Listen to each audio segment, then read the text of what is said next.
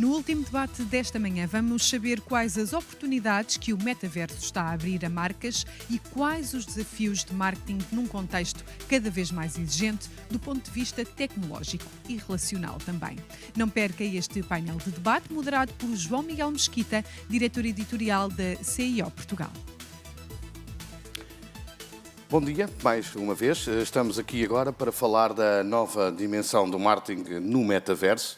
Eu estou com o Luís Bravo Martins, que é o diretor de marketing da Guitar, e com o Mário Viana, que é o CEO e co-founder da M360, que é uma consultora na área de marketing. Muito obrigado por estar aqui. Luís, tens sido, nos últimos tempos, provavelmente a pessoa que eu mais tenho acompanhado no ponto de vista teórico destas questões do metaverso, já de alguns anos, o que te agradeço já aqui publicamente. E é exatamente por ti que quero começar, que é, afinal, o que é, de facto, o metaverso? Obrigado, João. Bom, antes de mais, bom dia a todos, obrigado pelo convite. Eu tenho trabalhado, de facto, em tecnologias imersivas já desde 2014. Em relação ao metaverso, comecei, se calhar, a fazer uma investigação há talvez um ano e meio, inclusivamente tive a oportunidade agora de consolidar um projeto importante, consegui, entanto, fazer agora, escrever um livro e está em pré-venda dentro da área, mas eu começo por dizer isto porque muitas das vezes confunde-se, no fundo, esta visão que é um metaverso e que é o próximo estágio da internet, com aquilo que são as várias parcelas que vão fazer parte do metaverso. Ou seja, falar de realidade virtual é realidade virtual. Realidade aumentada é realidade aumentada, Web3, blockchain, IoT, inteligência artificial na sua diversidade. Temos aqui um volume relativamente amplo de soluções que continuam a ter a sua própria identidade. A ideia, no fundo, é que neste próximo estágio da internet vamos ter uma convergência muito grande destas tecnologias, que, entretanto, vão se interligar, que vão criar, no fundo, algo novo que será persistente e que dará também um espaço muito, muito grande para que novos serviços surjam. E se nós olharmos, lá está, para os anteriores estágios da internet, eu recordo-me em 95, quando a internet era uma coisa, não havia motores de busca, a internet era uma coisa de geeks, e eu recordo-me que era muito interessante nós podermos aceder àquelas páginas, portanto podíamos, entanto, ler, tínhamos essencialmente acesso à informação, mas a verdade é que desde essa altura que nós temos, por exemplo, acesso ao mail. E isso foi transformador, portanto foi um serviço completamente transformador que mudou a atividade de marketing. A partir, depois com o Web 2.0, surgiram, lá está, redes sociais, os próprios motores de busca, os próprios serviços de messaging, tudo isso também alterou a forma como nós comunicamos. Aliás, se tu notares, o nosso telemóvel começou a acumular. Primeiro, servia para... Lembram-se quando o telemóvel servia para falar? Pronto, isso já foi há muito tempo. Depois, acumulámos SMS, acumulámos imagens, fotos, portanto, serviços como Instagram, Pinterest, por aí fora. Depois, vídeos, não é? Primeiro YouTube, agora TikTok. E estamos a entrar, entanto, num novo paradigma, que é o paradigma do 3D. Portanto, e hoje já começas a ver isso em filtros também, redes sociais, já começas, entanto, a ver isso também em mundos de realidade virtual. E o paradigma do metaverso é precisamente esse, ou seja, conseguirmos criar um espaço que seja permanente, que seja persistente, onde seja possível nós termos novos produtos, novos serviços, onde eu consigo ter, de uma forma persistente, eu repito isto porque é mesmo muito importante, características digitais e características físicas que, no fundo, vão qualificar produtos e serviços e que, eventualmente, também vão fazer com que as pessoas se relacionem de formas completamente diferentes com o espaço. Portanto, estamos a falar, então, também de uma internet que não é só persistente, que está sempre disponível, que está fora dos ecrãs, mas, inclusivamente, que está no espaço, seja em espaços virtuais, seja em espaços físicos. Muito bem, mas Mário, isto é mais do que a teoria, porque já existe na prática a M360, conjuntamente com a Fly, e no mercado do luxo e no mercado também do calçado, tem uma experiência fantástica que eu gostaria que nos contasse. Ou seja, já existe o metaverso do mundo do calçado, que é algo extraordinário. E em Portugal. E em Portugal, não é? Bom dia também a todos e agradeço o convite por estar aqui. Realmente existem em Portugal empresas inovadoras. A Fly London, não é, do grupo Kiaya, é uma empresa que nasceu assim, há 35 anos, há 25 anos nasceu a Fly London e desde sempre foi uma marca inovadora, disruptiva e ela, assim, nos anos 90, ela, digamos que se apresentou aqui ao mercado. Recentemente, a marca também foi envelhecendo com o tempo, não é? Os consumidores foram envelhecendo e o que a marca percebeu é que até agora ela sabia muito bem como lidar com esses consumidores, como falar com esses consumidores, através das redes sociais, com fotografias, com vídeos, etc. Mas ultimamente, assim, há uns anos esta parte, começou a sentir uma certa dificuldade para falar com novos consumidores e, sobretudo, consumidores mais jovens. Foi aí que se resolveu, então, ir atrás dos consumidores onde eles estão, né? Onde está a atenção, sobretudo, dos jovens e essa nova geração, para onde é que eles vão, onde é que eles estão. O nosso trabalho é de tentar valorizar as marcas, ajudar as marcas a se valorizarem, a criarem valor, e uma das formas de valorizar uma marca é ampliar o universo de consumidores. Esta oportunidade do metaverso também começou connosco há um ano atrás, quando começamos a olhar para isso e começou a ficar interessante, até pela experiência das marcas de luxo. E aí, aqui em Portugal, existe uma instituição, que é o IPCA, em Barcelos, o Instituto Politécnico do Cávado e do Ave. Através da Escola Superior de Tecnologia, nós abordamos, nos aproximamos deles. Eles têm cursos de videogame, de videojogos, licenciaturas nessa área.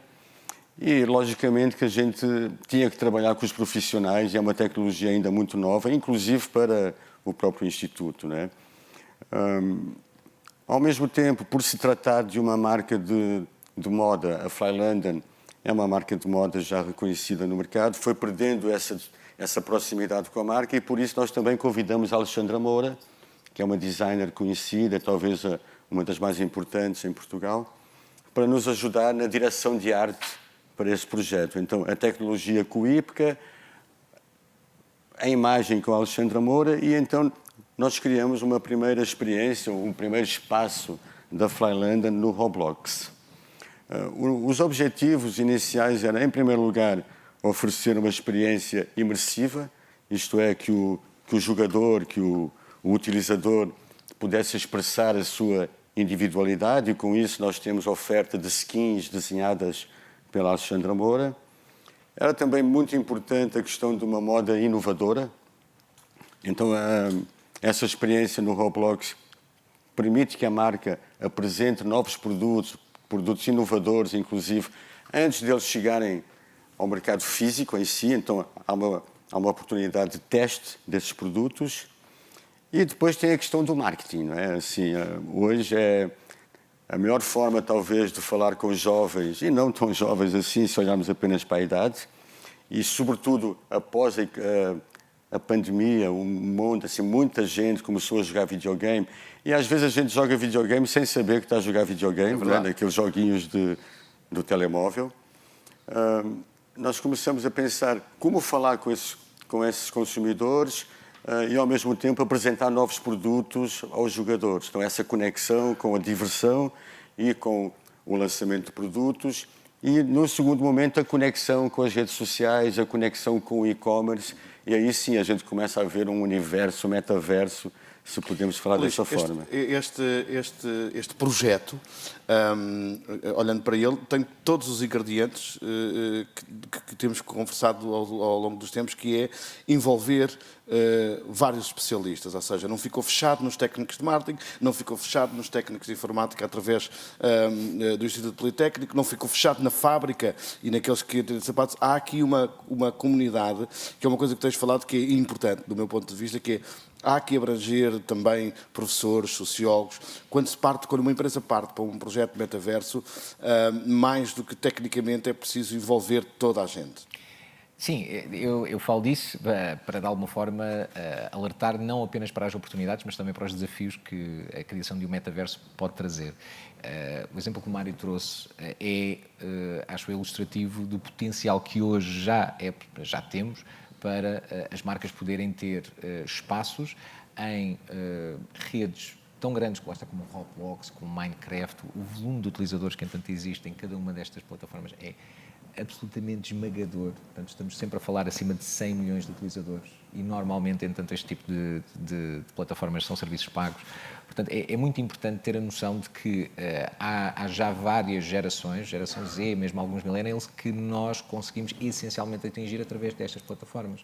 Portanto, novamente, aquilo que tu disseste, chegar onde as pessoas estão. Agora, a oportunidade não para por aí.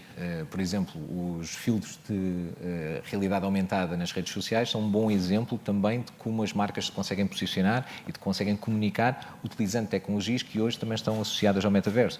Tu, por exemplo, tens várias marcas que também exploram em plataformas como o The Sandbox, como o Axie Infinity, percorrem, no fundo, ou fazem gamificação e caças ao tesouro, que permitem depois que os seus utilizadores e os seus potenciais clientes, o seu target, consigam interagir de forma reiterada ao longo do tempo com a sua marca e, inclusivamente, consigam referenciá-la, consigam, no fundo, trazer os seus amigos. Portanto, há aqui também uma dinâmica de comunidade que é extremamente importante, que é essencial para este conceito de metaverso. Agora, de base, aquilo que nós envisionamos, lá está, novamente a visão, é a de podermos criar então uma internet e de termos uma internet 3D e fora dos ecrãs. Ou seja, isso no fundo cria um potencial tremendo que hoje já começamos entanto a ver novamente através dos vídeos do Sr. Zuckerberg em realidade virtual, entanto a interagir e também através de uma série de outros vídeos em realidade aumentada, mas isso no fundo apresenta essencialmente experiências. Aquilo que nós estamos a falar é termos uma camada digital que está sempre disponível, o que significa que eu posso ter propriedade no digital e propriedade no físico. Eu posso ter pagamentos no digital e no físico que devem estar sempre disponíveis e devem inclusivamente deve ser possível transacionar em tanto propriedade lá dentro. Finalmente, a minha identidade. E este é um tema extremamente importante também enquanto formato de comunicação. O facto, por exemplo, de hoje nós, se calhar a nossa geração, já falámos sobre isso, a nossa geração não valoriza tanto os avatares, não valoriza tanto a criação da conta e por aí fora os perfis, mas o meu filho tem 8 anos, não há coisa que ele valorize mais. Ou seja, a compra de skins, a compra de todos os elementos do avatar dele. Da mesma forma, a criação ou o aparecimento de NPCs, de digital beings, que são no fundo inteligências artificiais que interagem diretamente connosco, esses também são formatos extremamente interessantes de explorar por parte de marcas do metaverso.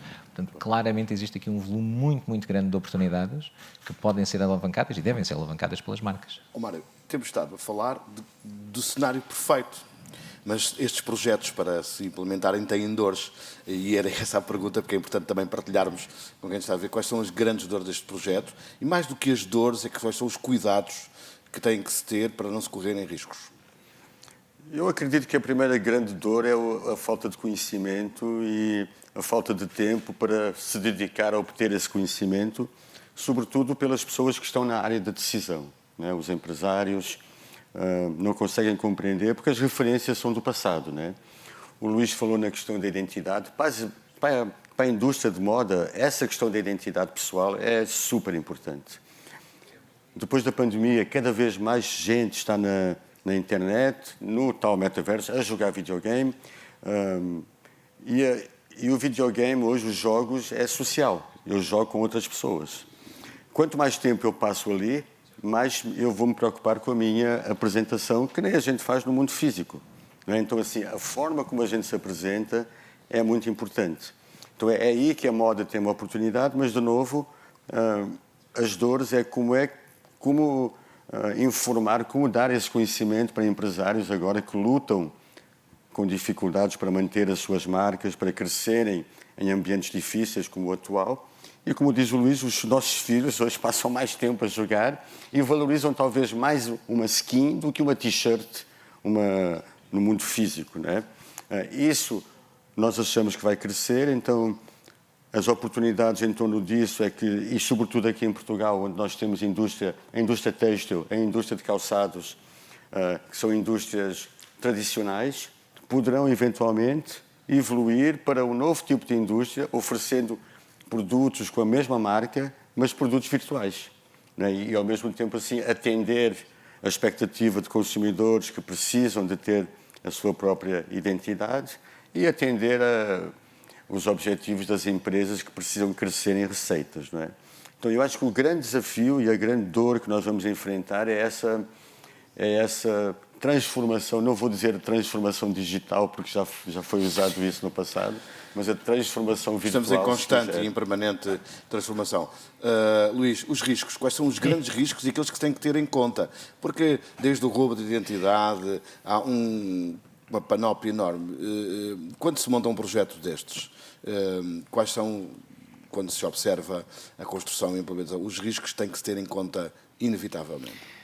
Eu acho que é sempre muito importante quando nós falamos deste tipo de tecnologias, começando pela realidade virtual e começando também por plataformas 3D, muitas das vezes os utilizadores fazem uma ponte com aquilo que são os males já conhecidos, ou seja, a adição, por exemplo, por parte de alguns utilizadores em relação às plataformas, o facto de, entanto, haver um consumo muito continuado que leva, então, eventualmente até ao escapismo por parte, novamente, de utilizadores mais novos. Eu acho que existe uma necessidade clara de criarmos conteúdos educativos que permitam não só que os estudantes, mas inclusive, não só as crianças, mas inclusivamente que os pais possam aceder a como melhor educar crianças para uma utilização responsável da tecnologia. Nós não tivemos isso nunca. Portanto, os resultados de não termos isso durante a Web 2.0 e nos social media está à vista. Portanto, nós, no fundo, começámos a utilizar algo que era muito poderoso e, de repente, temos uma proliferação de fake news, de deepfakes, que de alguma forma colocam, aliás, não é de alguma forma, é de várias formas, colocam, enfim, o nosso lifestyle e o nosso contrato social um bocadinho em causa. Agora, os stakes são muito maiores, porque de alguma forma estamos a falar de transformar o mundo. Portanto, se existe, por exemplo, falava há pouco em relação a digital humans e a virtual beings, por exemplo, a oportunidade que eu tenho de falar ou de interagir com um assistente que é, no fundo, uma entidade artificial, portanto, que está, no fundo, a interagir comigo e a apresentar-me uma marca, permite-me que eu não tenha de utilizar estas coisas esquisitas, que são ratos, que são teclados. Portanto, eu consigo falar, gesticular, consigo comunicar de uma forma muito, muito direta com essa entidade. Ao mesmo tempo, eu estou a comunicar como comunico contigo. Portanto, se ele tiver uma forma hiperrealística, em muito pouco tempo eu estou convencido e o meu cérebro convence que eu estou a falar com uma pessoa. Portanto, é importante criarmos também aqui alguns guardrails que nos permitam identificar este tipo de formatos publicitários. Da mesma forma, por exemplo, imagina, no outro dia vi um artigo de um senhor chamado Louis Rosenberg, que fala muito sobre estes temas, onde ele dizia, imagina que nós num mundo virtual percorremos, ou estamos a passar e ouvimos alguém a dizer que, entanto, aquele pub espetacular, ou aquele serviço dentro do mundo virtual é que é fantástico, epá, estivemos lá ontem à noite, aquilo foi muito giro, encontrei esta e esta pessoa. Na realidade, aquilo pode ser um formato publicitário, aquilo pode estar lá preparado para que as pessoas passem e ouçam. Portanto, é muito importante, e aqui acho que cai a responsabilidade na indústria, em criar, no fundo, os formatos que salvaguardem isso. Mas depois, existe ainda aqui, portanto, já falei da educação, já falei da indústria. Agora, falando um bocadinho de uma forma mais geral em relação àquilo que, no fundo, é a nossa dinâmica social, é muito importante também termos conta de que aquilo que nós estamos a fazer aqui é, genericamente, e com o volume de dados que estão disponíveis, é criar uma experiência altamente customizada. E ao customizar brutalmente a informação, nós estamos a reduzir também o espaço público. Porquê? Porque as pessoas, no fundo, descobrem e divertem-se muito dentro do seu espaço privado. E encontram lá as soluções para, enfim, os seus problemas na vida. Portanto, se eu tenho um mundo perfeito digital, porque é que eu, no fundo, vou estar a interagir com os outros seres humanos para criar um mundo perfeito cá fora? E esse também é um tema que nós, enquanto sociedade, temos que resolver. É um risco que temos que resolver. O Mário falava aí, e para terminarmos, da questão do conhecimento, que é importante passar o conhecimento, primeiramente, ao nível do decisor, porque são pessoas da minha geração, já há algumas de onde lhes entra bem esta nova forma. Mas isto também é uma forma das marcas ganharem dinheiro. E era aí que eu gostaria de perceber, que é também dizer a quem está a ouvir, que isto é um negócio, não é uma brincadeira. E como é que é o negócio? Assim, isso é um negócio e talvez explique porque é que as grandes marcas já estão lá há algum tempo, né? Eu li uma pesquisa que no ano passado o volume de negócios em vendas de skins chegou a 41 mil milhões de dólares. Então esse número é um número muito grande, né? Então assim, hoje para nós é uma estratégia de marketing, mas ela vai evoluir rapidamente para uma estratégia de negócios, né? Ou seja, as pessoas estão a passar tanto tempo, basta ver as redes sociais, né? Hoje as redes sociais é difícil arrancar as pessoas das redes sociais, né? Elas passam o dia desde o café da manhã lá no Bica aqui em Lisboa até ir para a cama, sempre redes sociais. Imaginem com essas tecnologias imersivas, onde envolve até biotecnologia, assim, os robôs vão saber muito bem como agradar as pessoas.